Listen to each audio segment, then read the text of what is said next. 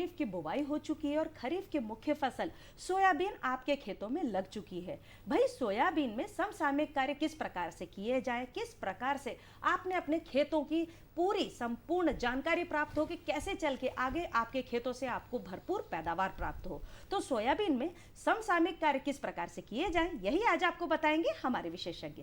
हमारे विशेषज्ञ हैं डॉक्टर स्वप्निल दुबे, ये प्रभारी है कृषि विज्ञान केंद्र रायसेन से। नमस्कार किसान भाइयों, मैं डॉक्टर स्वप्निल दुबे, वरिष्ठ वैज्ञानिक व प्रमुख कृषि विज्ञान केंद्र रायसेन से। जैसा कि इस समय देख रहे हैं, प्रदेश में जो है खरीफ फसलों की बुआई का काम अधिकांश जगह हो चुका है, कई जगह चल रहा है। प्रदेश में मुख्य रूप से देख रहे हैं कि सोयाबीन, मक्का, अरहर, उड़द, तिल और धान की फसलों की बुआई जो है की गई है। कई क्षेत्रों में बारिश आने के बाद जो है धान की रोपाई का कार्य जो है तेज़ी से चल रहा है। तो इस समय किसान भाइयों अपने खेत का जो है मुआयना करते रहें और ध्यान रखें कि हमें जो है यदि खरपतवार नाशक यदि देख रहे हैं खेतों में, इस समय खेतों में जो है खरपतवार, क्योंकि फसलें जो है 15 से 20 दिन की हो चुकी है, 25 दिन की हो चुकी है और ये खरपतवार के लिए बड़ा क्रांतिक समय होता है। तो इस समय किसान भाइयों जो है खरपतवार जो है नाशक दवाइयों का जो है छिड़काव करना चाहिए। साथ ही कीटनाशकों का भी उपयोग करना है। तो एक एक करके हम चर्चा करेंगे। जिन किसानों ने सोयाबीन की फसल लगाई है, सोयाबीन की फसल 15 से 20-25 दिन की हो गई है, तो उन क्षेत्रों में किसान भाई देखें कि यदि कचरे की दवा वहाँ पे चौड़ी या सकरी पत्ती के खरपतवार है, तो हमेशा ध्यान रखें कि खरपतवार नाशक का जो है चुनाव यदि करते हैं तो वो ये पहले देखें कि अपने खेत में किस तरह का कचरा है, सकरी पत्ती का है कि चौड़ी पत्ती का कचरा है, इसका हम विशेष ध्यान रखें। साथ ही जो है उसके लिए हमको समन्वित जो है कि समन्वित खरपतवार नाशकों का समन्वित तरीके से उसका नियंत्रण करना आवश्यक है। तो जैसा कि हम देखते हैं सोयाबीन में सकरी पत्ती के खरपतवार और चौड़ी पत्ती के खरपतवार हमारे खेतों में आते हैं, दिवालिया है, बोकना है, ये ज़्यादा आते हैं। इसके लिए उपयुक्त जो है खरपतवार नाशकों का उपयोग करें। साथ ही यदि मौसम खुला हो, कुल्पा डोरा का यदि हम उपयोग कर सकते हैं तो यांत्रिक विधि कुल्पा डोरा का भी हम उपयोग कर सकते हैं। और इसके पूर्व में जब हमने बीज की बुआई करी थी, यदि हमारा बीज जो है पूर्णतः साफ़ है, छना हुआ है, सर्टिफाइड है, प्रमाणित बीज है, तो उससे भी हमारे खेत में कचरे की समस्या कम हो जाती है। जिन ट्रैक्टर या कल्टीवेटर का उपयोग हमने बुआई के लिए किया था, खेत की तैयारी के लिए किया था, उसकी साफ़ सफाई तो समन्वित तरीके से हम पहले अच्छे बीज का उपयोग करें, छना हुआ बीज का उपयोग करें, प्रमाणित बीजों का उपयोग करें, कृषि यंत्रों का जो है साफ़ सफाई करें। उसके बाद यांत्रिक विधि से हम कुल्पा या डोरा निकालें और उसके बाद हम रसायनों का छिड़काव करें। तो इस समय सोयाबीन की फसल पे यदि कचरा है तो हम कोई भी उपयुक्त जो है खरपतवार नाशक का उपयोग कर सकते हैं। जैसे दवाइयाँ जो है, जैसे सोडियम एसिफ्लोरफेन है प्लस क्लोडिनोफाफ है, इसका हम उपयोग कर सकते हैं। एमेजेथपायर है, इसका हम उपयोग कर सकते हैं। फिनॉक्सीप्रोपीथाइल इसका हम उपयोग कर सकते हैं। और साथ ही सोयाबीन में देखने वाली बात है कि कई जगह जो है पत्ती काटने वाले कीट जिसको हम झरझरा कहते हैं, इसका प्रकोप देखा जा रहा है। तो जहाँ पे पत्ती काटने वाले कीट का प्रकोप देखा जा रहा है, वहाँ भी कोई भी एक हल्का कीटनाशक जैसे क्विनालफास 25 सीसी मात्रा जो है 600 ml एकड़ 1.5 लीटर हेक्टेयर के हिसाब से, या प्रोफेनो प्लस साइपरमेथ्रिन 400 से 500 ml एकड़ जो है हम इसका उपयोग जो है कर सकते हैं। साथ ही जिन किसानों ने उड़द की फसल लगाई है, उड़द में समसामयिक कार्य ये रहेगा कि उड़द और सोयाबीन में पीला रोग दिखता है। तो शुरुआत में हम देखते हैं हमारे किसान भाई कि खेत में 2 या 4 पौधे पत्ती हमारी पीली होती है, तो हमको ये देखना है कि तुरंत उन पौधों को उखाड़ के नष्ट करना है। और इसके पूर्व हमेशा ध्यान रखें कि सोयाबीन में, उड़द में, अरहर में, भिंडी में हमेशा जो है पीला रोग आता है। तो इसके बचाव का एक ही तरीका है कि हम जो है खरपतवार नाशक का बीज का बीजोपचार करें। तो इसमें थायोमेथाक्साम दवा आती है, थायोमेथाक्साम 30 FS के नाम से 1.25 ml प्रति किलो बीज, या इमीडाक्लोप्रिड 48 FS के नाम से 10 ml प्रति किलो बीज। यदि किसान भाइयों ने बीज उपचार करके नहीं बोया है तो फिर हम खड़ी फसल में यदि हमको पीला मोजक का नियंत्रण करना है तो एक बात का विशेष ध्यान रखना है कि हम सिंथेटिक पायरेथ्राइड्स का उपयोग नहीं करेंगे। बाज़ार में कई तरह के कीटनाशक आते हैं, उनमें सिंथेटिक पायरेथ्राइड्स जैसे अल्फा मेथ्रेन, डेल्टा मेथ्रेन, जिनके लास्ट में जो है थ्रिल लगा होता है, इनका उपयोग हम न करें। उसके लिए जैसे थायोमेथाक्साम आता है, थायोमेथाक्साम 25 WG मात्रा 50 ग्राम पर एकड़, या एसिटामिप्रिड 20 SP मात्रा 50 ग्राम प्रति एकड़, या इथोफेनप्राक्स 400 ml प्रति एकड़ 1 लीटर हेक्टेयर, कोई एक दवा का जो है हमको छिड़काव करना है जिससे हमारा ये पीला रोग जो है नियंत्रित हो जाए। साथ ही ध्यान रखें कि हमको जो है उपयुक्त दवा का आवश्यकता अनुसार 10 से 12 दिन पर हम एक दूसरा छिड़काव भी कर सकते हैं। साथ ही इसमें घुलनशील सल्फर का भी यदि हम उपयोग कर लेंगे तो भी हमारी फसल को अच्छा होगा। जिन किसान भाइयों ने मक्का की फसल लगाई है, मक्का की फसल के लिए समसामयिक कार्य है, उसमें भी खरपतवार नियंत्रण आवश्यक है। तो उसमें सक्रिय और चौड़ी पत्ती के खरपतवार आते हैं, तो उसके लिए जैसे टम्बोट्रियान करके आता है, टोपरा में जौन आता है, तो दोनों में से कोई एक जो है खरपतवार नाशक का आप उपयोग कर सकते हैं। साथ ही उसमें निंदाई गुड़ाई कर सकते हैं और मट्टी चढ़ाने का कार्य कर सकते हैं। पर पिछले कुछ वर्षों से हम देख रहे हैं कि मक्का की फसल में भी हमको जो है एक कीट का प्रकोप देखा जा रहा है, फाल आर्मी वर्म, FAW फा करके जो है। तो इसके लिए हमारे किसान भाई जो है, इसके लिए जो उसकी पोंगलियाँ हैं मक्के की, उसमें या तो हम बारीक रेत डाल दें, या लकड़ी का बुरादा है तो उसको हम डाल दें, या राख है उसको हम डाल दें, या हम कोई उपयुक्त कीटनाशक का उपयोग कर सकते हैं, जैसे क्लोरेंटा नेलीप्रोल है इसका, या प्रोफेनोसाइपर है, कोई एक कीटनाशक का उपयोग कर सकते हैं। तो इन बातों का हमारे किसान भाई मक्का में जो है ध्यान रखें।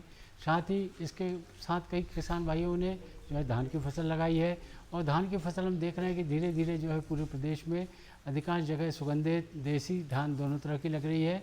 पर लेबर की समस्या को देखते हुए धान की सीधी बिजाई काफ़ी कर रहे हैं और रोपाई भी कर रहे हैं। तो जिन क्षेत्रों में धान की सीधी बिजाई है और 15 से 20 दिन की फसल हो गई है, तो उसमें भी खरपतवार नाशक का उपयोग करना आवश्यक है। तो उसके लिए भी जैसे बिस्पायरिवेट सोडियम है, इसका हम उपयोग कर सकते हैं 100 ग्राम एकड़ के हिसाब से, या हमारा मेट सल्फ्यूरान प्लस क्लोरीम्यूरान आता है 20 ग्राम 8 ग्राम पर एकड़, या 20 ग्राम हेक्टेयर के हिसाब से सक्रिय और चौड़ी पत्ती के लिए खरपतवार का उपयोग कर सकते हैं। तो इसमें खरपतवार नियंत्रण करना बहुत आवश्यक है, जहाँ पे धान की सीधी बुआई है, और जिसमें खाद का प्रबंधन भी किसानों को ध्यान रखने वाली बात है। तो इसमें धान की बुआई के समय खाद नहीं डाला है, तो धान में 50 किलो एकड़ के हिसाब से हमें DAP का उपयोग करना है। उसके बाद हमको जो है उसमें जिंक सल्फेट का उपयोग करना है। जो जिंक सल्फेट बाज़ार में 21% आता है 10 किलोग्राम प्रति एकड़, या 33% आता है 5 किलोग्राम प्रति एकड़। तो दोनों में से एक जो है जिंक सल्फेट का उपयोग करना है। और 8 से 10 दिन बाद जो है हमको यूरिया की एक मात्रा देनी है, जो हमको 40 से 50 किलोग्राम प्रति एकड़। कोई भी खाद, चाहे DAP हो, यूरिया हो, जिंक हो या पोटाश हो, 20 किलोग्राम प्रति एकड़ की दर से हमको पोटाश का उपयोग करना है। तो इन खादों का हमको अलग अलग उपयोग करना है, मिला के उपयोग नहीं करना है। जहाँ रोपे वाली धान है उसमें भी यही बात आती है कि यदि आपने खाद की मात्रा बोते समय, आपने रोपाई करते समय, मचाई करते समय DAP डाल दिया है, तो अब हमें जिंक का उपयोग करना है, और आगे चल के हमको यूरिया का उपयोग करना है। पर ध्यान रहे, जिंक को, यूरिया को, DAP को किसी के साथ मिला के उपयोग नहीं करना है। कहीं कहीं हम देख रहे हैं कि जो धान की फसल है उसमें हल्का हल्का पीलापन आ रहा है, तो उसके लिए हम यूरिया का जो है छिड़काव कर सकते हैं, टॉप ड्रेसिंग जिसको हम कहते हैं। तो उसमें 15 से 20 किलो एकड़ के हिसाब से यदि हम यूरिया का छिड़काव कर देंगे, तो उससे हमारे धान का जो पीलापन है वो हमारा कम हो जाएगा। तो इस समय मुख्य रूप से, और सोयाबीन अधिकांश क्षेत्रों में, मध्य प्रदेश एक सोयाबीन स्टेट है, और अधिकांश जो है मालवा का एरिया जो है हमारा, बुंदेलखंड का, मालवा का, कई ऐसा एरिया जहाँ पे सोयाबीन अभी भी काफ़ी हो रहा है। तो उन क्षेत्रों में किसान भाई खेतों की सतत निगरानी रखें, खेत में T आकार की खूंटी लगाएं। तो जहाँ पे सोयाबीन के खेत हैं, 1 एकड़ में 5 से 10 जो है कम से कम T आकार की खूंटी का हम उपयोग करें, ताकि उसमें पक्षी बैठें, और पक्षी यदि बैठेंगे तो इल्ली को बीन के खाने का काम करेंगे। दूसरा, फेरोमोन ट्रैप या लाइट ट्रैप का हम उपयोग कर सकते हैं। फेरोमोन ट्रैप के लगाने से, जैसे चने के लिए उसका फेरोमोन ट्रैप आता है, तम्बाकू के लिए उसका फेरोमोन ट्रैप आता है, तो ये भी हमारा जो है कम लागत का जो है प्रकाश प्रपंच इलाइट ट्रैप का भी उपयोग कर सकते हैं। तो इस तरीके से हम यदि एकीकृत तरीके से कीट प्रबंधन करते हैं, और पिछले 2-3 सालों में हम देख रहे हैं कि सोयाबीन में एक विशेष प्रकार का जो ये समस्या आ रही है, तना मक्खी। यदि हम पौधे को फाड़ के देखें तो उसके तने में अंदर एक हमको मक्खी दिखती है, जिसको हम तना मक्खी कहते हैं। तो इसके लिए लैम्डा साइलोथ्रिन करके दवाई आती है, प्लस इमिडाक्लोरपेड के नाम से आती है, इसका हम उपयोग कर सकते हैं। तो उपयोग यदि कीटनाशकों का थाइक्लोप्रिड करके दवाई आती है, इसका हम उपयोग कर सकते हैं। तो सोयाबीन वाले क्षेत्रों में गर्डल बीटल का भी ध्यान रखना है, और स्टेम फ्लाई का भी ध्यान रखना है। तो किसान भाइयों, खेत में यदि हम सुबह शाम जाते हैं और जाके देखते हैं कि हमारे जो तना है उसमें यदि रिंग लगा हुआ है, तो वहाँ पे 2 या 3 हमको जो है धब्बे दिखेंगे, तो वहाँ से हमको जो है इसका अटैक दिखता है। तो गर्डल बीटल और सेमी लूपर का हमको विशेष ध्यान रखना है। मक्के की फसल में फा करके जो आता है, इसका हमको ध्यान रखना है। फाल आर्मी वर्म का जो है ध्यान रखना है। इसके साथ ही सोयाबीन और उर्द में पीला रोग जो है इस समय देखा जा रहा है, तो उसके लिए उपयुक्त कीटनाशक जैसे थायोमेथाक्साम है या एसिटामिप्रिड है, इसका हमको उपयोग करना है। तो इस तरीके से यदि हम समन्वित तरीके से कीट व रोगों का नियंत्रण करते हैं, तो हमको खरीफ फसलों में अच्छा उत्पादन मिल सकता है। अब बात आती है, कई बार हमारे किसान भाई जो है खरपतवार और कीटनाशक को मिला के डालते हैं, तो ये डालना बिल्कुल अनुचित है। खरपतवार को हमको अलग डालना है, क्योंकि जब हम खरपतवार का छिड़काव करते हैं तो हमारे जो खरपतवार नाशक है उसको हम मिट्टी पे छिड़काव करते हैं, हमारी मिट्टी पे हो जाता है ताकि हमारा कचरा मरे। और जब हम कीटनाशक का छिड़काव करते हैं तो पौधे की पत्तियों पे हम डालते हैं ताकि हमारी पूरी पौधा जो है तर हो जाए। तो खरपतवार और कीटनाशक को मिला के उपयोग न करें। दलहनी फसलों में हम देखते हैं कई बार किसान भाई जैसे उड़द की है, सोयाबीन की है, इन फसलों में यूरिया का छिड़काव करते हैं, तो ये भी जो है यूरिया का छिड़काव करना जो है गलत है। तो इसको भी किसान भाई नहीं करें, क्योंकि दलहनी और तिलहनी फसल में हम जो है नीचे गठाने होती हैं और गठाने जो है स्वतः वायुमंडल के नाइट्रोजन को पौधों का पहुंचाने का कार्य करती है। तो हमारी जो सोयाबीन है, मूंग है, उड़द है, अरहर है, दलहनी तिलहनी फसलें हैं, इसमें यूरिया का छिड़काव न करें। यूरिया का छिड़काव हमें किस में करना है? मक्का की फसल में करना है और धान की फसल में, जो हमारी खाद्यान्न फसलें हैं, इसमें हमको यूरिया का जो है छिड़काव करना है। तो इन बातों का हमारे किसान भाई यदि ध्यान रखते हैं तो वो खरीफ फसलों में फसलों का अच्छा जो है उत्पादन ले सकते हैं। और अधिक जानकारी के लिए कृषि विज्ञान केंद्र के वैज्ञानिकों और किसान कॉल सेंटर पर आप संपर्क करें। धन्यवाद।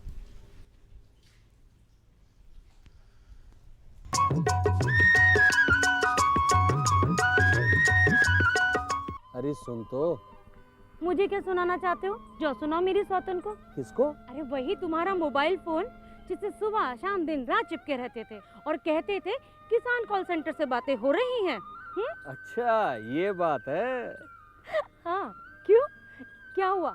अब बात नहीं होती क्या? अब तो झट से बात हो जाती है। संबंधी समस्याओं का अपनी भाषा में तुरंत हल पाने के लिए पूरे भारत में किसी भी फोन से हेल्पलाइन नंबर पर संपर्क करें। किसानों का दोस्त किसान कॉल सेंटर।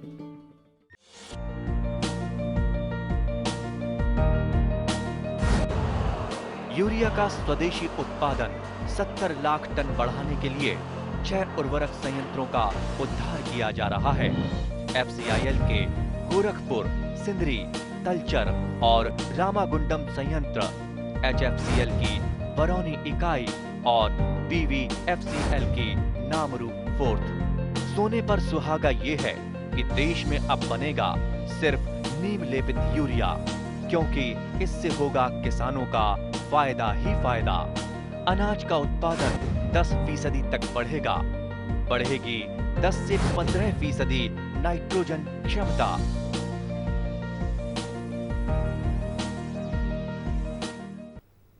किसान भाइयों, प्राकृतिक खेती कृषि का सबसे पुराना तरीका है। प्राकृतिक खेती करके न हम अपने स्वास्थ्य बल्कि भूमि और पर्यावरण के स्वास्थ्य को भी बचा सकते हैं।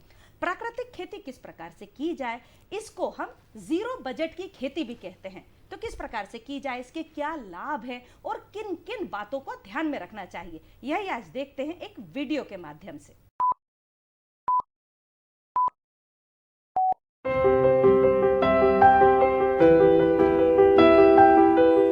माता भूमि पुत्रो हम पृथिव्याः, अर्थात धरती हमारी माता है और हम उनके पुत्र। माता और पुत्र के इस रिश्ते का पवित्र सेतु यानी प्राकृतिक कृषि। प्राकृतिक कृषि प्रक्रिया में धरती का अमृत, जीवामृत। आइए हम जानते हैं कि जीवामृत का निर्माण कैसे होता है। प्रयोगों से पता चला है कि 10 किलोग्राम गोबर के साथ गौमूत्र, गुड़ एवं 2 दले चीजों का आटा या बेसन आदि मिलाकर यदि उसका प्रयोग किया जाए तो चमत्कारिक परिणाम मिलते हैं, जिसका नाम रखा गया जीवामृत। जीवामृत निर्माण के लिए जरूरी सामग्री देखते हैं। 10 किलोग्राम देसी गाय का गोबर, 8 से 10 लीटर देसी गाय का मूत्र, 1.5 से 2 किलोग्राम गुड़, 1.5 से 2 किलोग्राम बेसन, 180 लीटर पानी, मुट्ठी भर पेड़ के नीचे की मिट्टी। आसानी से उपलब्ध इन सामग्री से जीवामृत बनाने की विधि भी इतनी सरल है कि कोई भी किसान इसे अपने आप बना सकता है। इन सामग्री में से गुड़, बेसन एवं गोबर को पानी या तो गौमूत्र का उपयोग करके ठीक से मसलकर लिक्विड जैसा बना लें। अब इन सामग्रियों को एक ड्रम में डालकर उसे लकड़ी के एक डंडे से घोलना है। ठीक से घोलने के बाद जीवामृत बनने के लिए 2 से 3 दिन तक छाया में रख देना है। प्रतिदिन सुबह और शाम घड़ी की सुई की दिशा में लकड़ी के डंडे से 2 मिनट तक इसे घोलना है और जीवामृत को बोरे से ढक देना है। यह जीवामृत जब सिंचाई के साथ खेत में डाला जाता है तो भूमि में जीवाणुओं की संख्या अविश्वसनीय बढ़ जाती है और भूमि के रासायनिक व जैविक गुणों में वृद्धि होती है। जीवामृत को महीने में 2 बार या 1 बार उपलब्धता के अनुसार 200 लीटर प्रति एकड़ के हिसाब से सिंचाई के पानी के साथ दीजिए। फलों के पेड़ों के पास दोपहर 12 बजे जो छाया पड़ती है, उस छाया के पास प्रति पेड़ 2 से 5 लीटर जीवामृत भूमि पर महीने में 1 बार या 2 बार गोलाकार में डालना है। इससे मिट्टी स्वस्थ बनती है और फसल भी उतनी ही बेहतर मिलती है।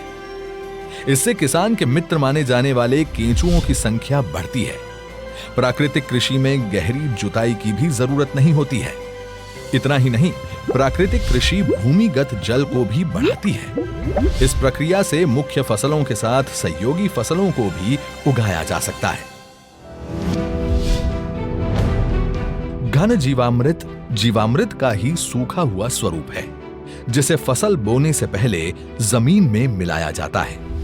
धूप में सुखाए गए 200 किलोग्राम गोबर में ताजा बना 20 लीटर जीवामृत मिलाकर 2 दिन छाया में रखते हैं। इसे एक बार फिर धूप में सुखाकर तथा डंडे से पीसकर महीन बना दिया जाता है। यही घन जीवामृत है जिसे 1 एकड़ के लिए प्रयोग कर सकते हैं।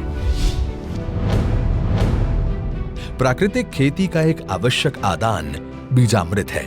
बीजामृत जहां बीज को बीज जनित रोगों से बचाता है, वहीं इसकी अंकुरण क्षमता को अद्भुत रूप से बढ़ाता है। देसी गाय के 5 किलोग्राम गोबर, 5 लीटर गौमूत्र, 50 ग्राम बुझा हुआ चूना और थोड़ी सी मिट्टी को 20 लीटर पानी में मिलाकर बीजामृत बनता है। एक रात रखने के बाद इसमें 100 किलोग्राम बीज का संस्कार किया जाता है।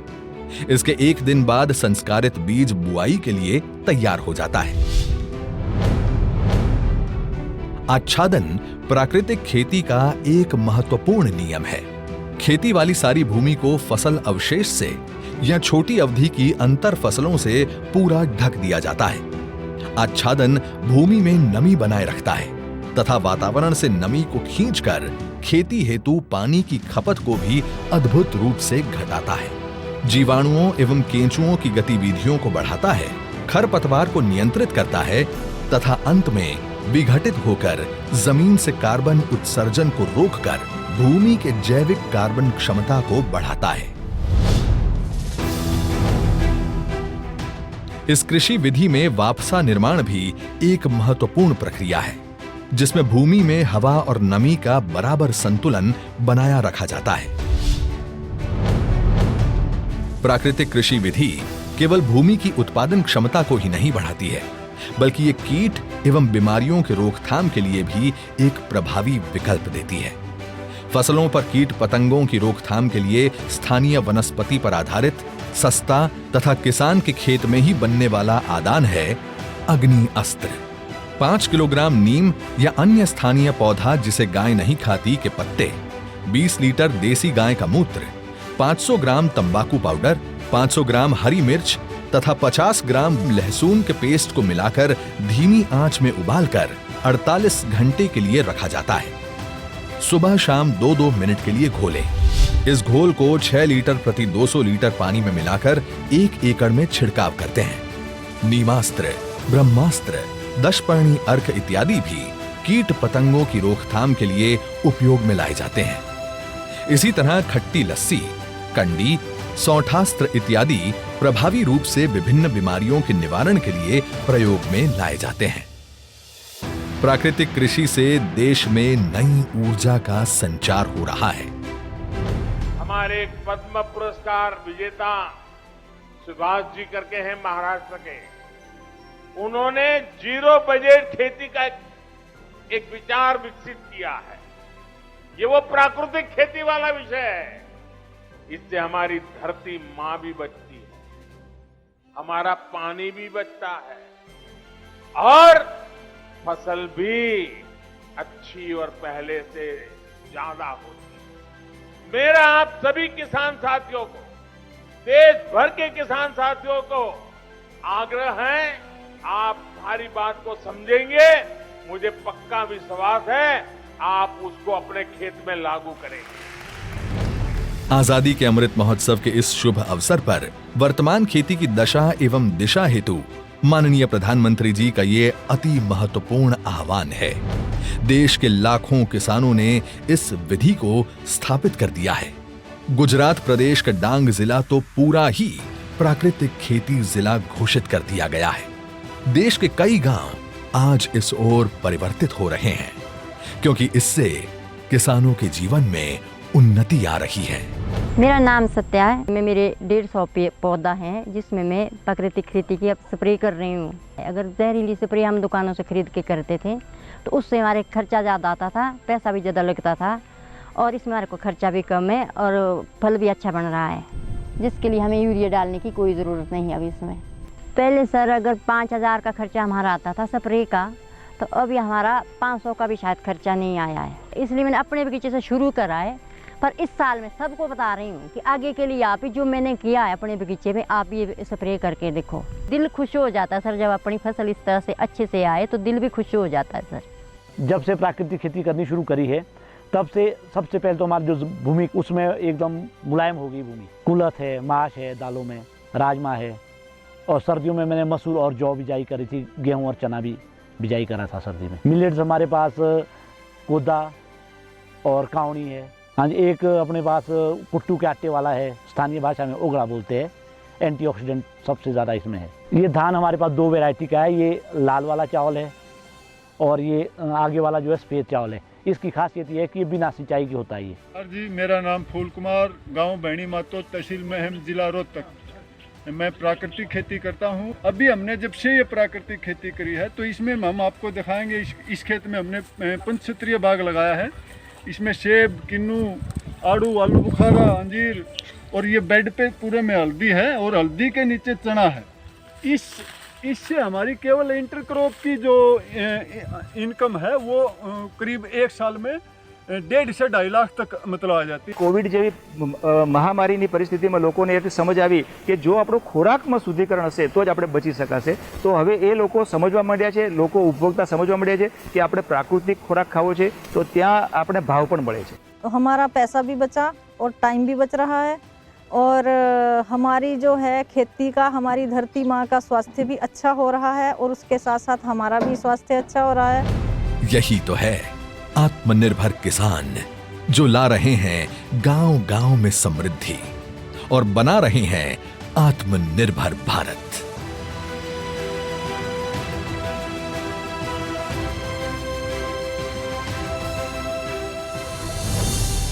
प्राकृतिक कृषि, आत्मनिर्भर भारत के आत्मनिर्भर किसान की खुशी।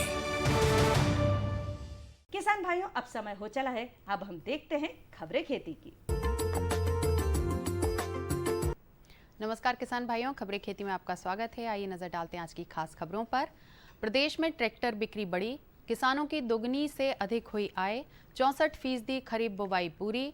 मध्य प्रदेश के 14 जिलों में बारिश की भारी कमी और समर्थन मूल्य पर मूंग खरीदेगी सरकार। और अब खबरें विस्तार से। विगत रबी मौसम में फसलों के बेहतर उत्पादन एवं अच्छी मानसूनी बारिश से प्रदेश में ट्रैक्टर बिक्री में जबरदस्त इजाफा हुआ है। चालू वित्त वर्ष की प्रथम तिमाही में ट्रैक्टर बिक्री 35% बढ़ी है। गत वर्ष अप्रैल जून के दौरान विभिन्न ट्रैक्टर कंपनियों ने 27,211 ट्रैक्टर विक्रय किए थे, जबकि इस साल समान अवधि में 36,478 ट्रैक्टर बिक्री किए गए हैं। देश भर में इस साल बेहतर मानसून से कृषि क्षेत्र में व्यापक सुधार नजर आ रहा है। मानसूनी बारिश अच्छी होने से किसानों ने खरीफ फसलों की बुवाई शुरू कर दी है। मध्य प्रदेश में भी इस साल मानसून देरी से तीव्रता के साथ पहुंच गया है। सामान्य मानसून की घोषणा से कृषि क्षेत्र में जबरदस्त उत्साह देखने को मिल रहा है। पिछले 2 वर्ष कोरोना महामारी के बावजूद भी प्रदेश में ऐतिहासिक ट्रैक्टर बिक्री दर्ज की गई है।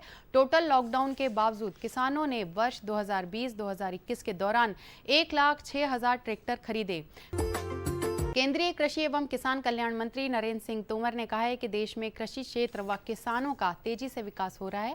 किसानों की आय दुगना करने के प्रधानमंत्री नरेंद्र मोदी के आह्वान पर केंद्र व राज्य सरकारों, भारतीय कृषि अनुसंधान परिषद, कृषि विज्ञान केंद्रों सहित सभी के सामूहिक प्रयासों से असंख्य किसानों ने आय दुगना या इससे ज्यादा करने में सफलता हासिल की है। मध्य प्रदेश में इन दिनों खरीफ फसलों की बुवाई किसानों द्वारा तेजी से की जा रही है। प्रदेश भर में 1 लाख हेक्टेयर से अधिक खरीफ बुवाई की जा चुकी है, जो चालू खरीफ लक्ष्य का 70% अधिक है। गत वर्ष समान अवधि में 95 लाख हेक्टेयर में खरीफ बुवाई हुई थी। चालू खरीफ सीजन में 147.72 लाख हेक्टेयर में खरीफ बुवाई प्रस्तावित है। कृषि संचालनालय भोपाल से प्राप्त जानकारी के अनुसार सबसे अधिक 45.58 लाख हेक्टेयर में सोयाबीन बोया गया है। इस वर्ष 54.42 लाख हेक्टेयर में सोयाबीन बुवाई का लक्ष्य रखा गया है। गत वर्ष समान अवधि में 41.86 लाख हेक्टेयर में सोयाबीन बुवाई हुई थी। धान उत्पादक क्षेत्रों में भी इस साल मानसूनी बारिश की कमी से धान बुवाई पीछे चल रही थी। प्राप्त जानकारी के अनुसार अभी तक धान की बुवाई एवं रोपाई मात्र 9.88 लाख हेक्टेयर में की जा सकी है, जबकि पिछले साल समान अवधि में 14.72 लाख हेक्टेयर में धान की रोपाई की गई थी। मक्का की बुवाई 13.96 लाख हेक्टेयर में की गई है, जो पिछले साल की बुवाई के लगभग बराबर है। अरहर 2.68 लाख हेक्टेयर में बोई गई है। कपास की बोनी 5.50 लाख हेक्टेयर में हुई है। गत वर्ष समान अवधि में 5.53 लाख हेक्टेयर में कपास बोया गया था। मानसूनी सीजन के 50 दिन पूरे होने के बावजूद भी प्रदेश के 14 जिलों में पानी की अत्यधिक कमी है। पूर्वी मध्य प्रदेश के 12 जिलों में मानसूनी बारिश नदारद है। मौसम विभाग के आंकड़ों पर नजर डालें तो पता चलता है कि प्रदेश का पूर्वी हिस्सा अब भी सूखा है। रीवा, सतना, सीधी, उमरिया, कटनी, छतरपुर, डिंडोरी, निवाड़ी, पन्ना एवं टीकमगढ़ में बारिश की बाहरी कमी है। इन जिलों में सामान्य से 24 से 60% कम बारिश हुई है। इसके अलावा झाबुआ, भिंड एवं दतिया भी कम बारिश की विभीषिका झेल रहे हैं। झाबुआ में सामान्य से 28% कम, दतिया में 40% कम एवं भिंड में 43% कम पानी गिरा है। कुल मिलाकर प्रदेश के 14 जिलों में सामान्य से कम बारिश हुई है। अन्य जिलों में मानसूनी बारिश सामान्य या सामान्य से अधिक हुई है। प्रदेश के 8 ऐसे जिले हैं जहां औसत सामान्य से सर्वाधिक बारिश हुई है। 18 जिलों में सामान्य एवं 12 जिलों में अधिक वर्षा हुई है।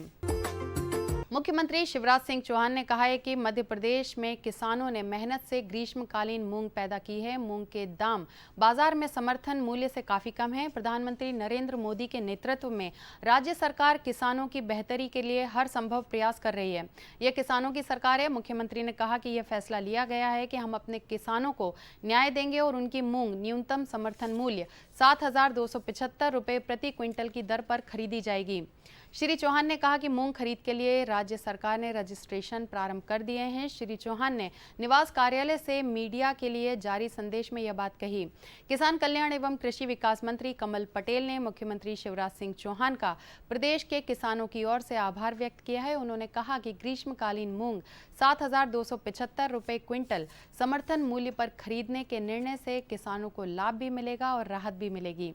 तो किसान भाइयों, आज कृषि समाचारों में फिलहाल इतना ही। साथ ही मुझे दीजिए आज्ञा। नमस्कार।